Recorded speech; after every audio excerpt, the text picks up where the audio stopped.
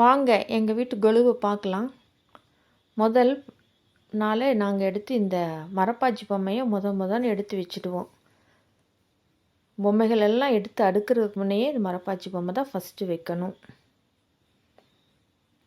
அடுத்தது முதல் படிக்கட்டில் கடவுள் சிலைகளை வைக்கணும். எத்தனை கடவுள் சிலைகள் இருந்தாலும் அந்த படிக்கட்டில் எல்லா பக்கமும் கடவுள் சிலைகளை நம்ம வரிசையாக எல்லாம் வச்சு பூஜிக்கலாம்.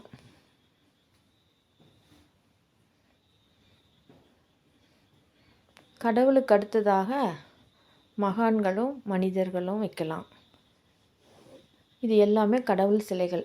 எனக்கு 3 படிக்கட்டு வரைக்கும் கடவுள் சிலைகள் வந்தது. அதனால் அது வரிசையெல்லாம் அடுக்கிட்டோம். எல்லா கடவுளும் இருப்பாங்க.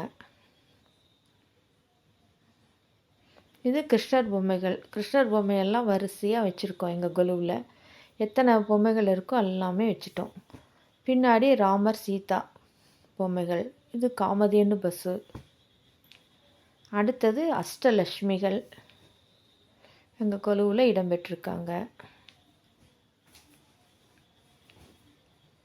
அடுத்ததாக மனிதர்கள், கல்யாண விழா, கல்யாண செட்டு இவைகள். அடுத்தது மகான்கள். இந்த சைடில் எல்லாம் மகான்கள் சிலைகளை வச்சுருக்கோம். குழந்தைகளுக்கு காமிக்கும்போது இவங்களை பற்றியெல்லாம் சொல்லும்போது நிறைய விஷயங்கள் தெரிஞ்சுக்குவாங்க. அடுத்ததாக குழந்தைகள் விளையாடக்கூடிய மரச்சாமான், பிளாஸ்டிக் சாமான், பீங்கான் சாமான், இதெல்லாம் செட்டியார் பொம்மையை வச்சு விளையாட்டு கருவிகளெல்லாம் வைக்கலாம். இது எல்லாமே குழந்தைகள் விளையாடக்கூடிய பொம்மைகள்.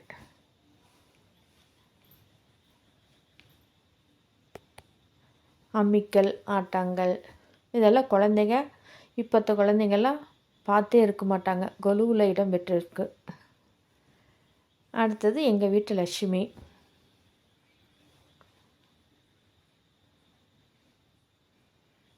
அடுத்ததாக ட்ரேவில் புல், பூண்டு, சிறிய பறவை, விலங்குகளை வச்சுருக்கோம்.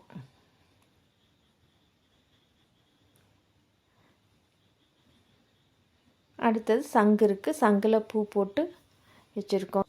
இது தாங்க எங்கள் வீட்டு கொலு. எல்லோரும் வாங்க.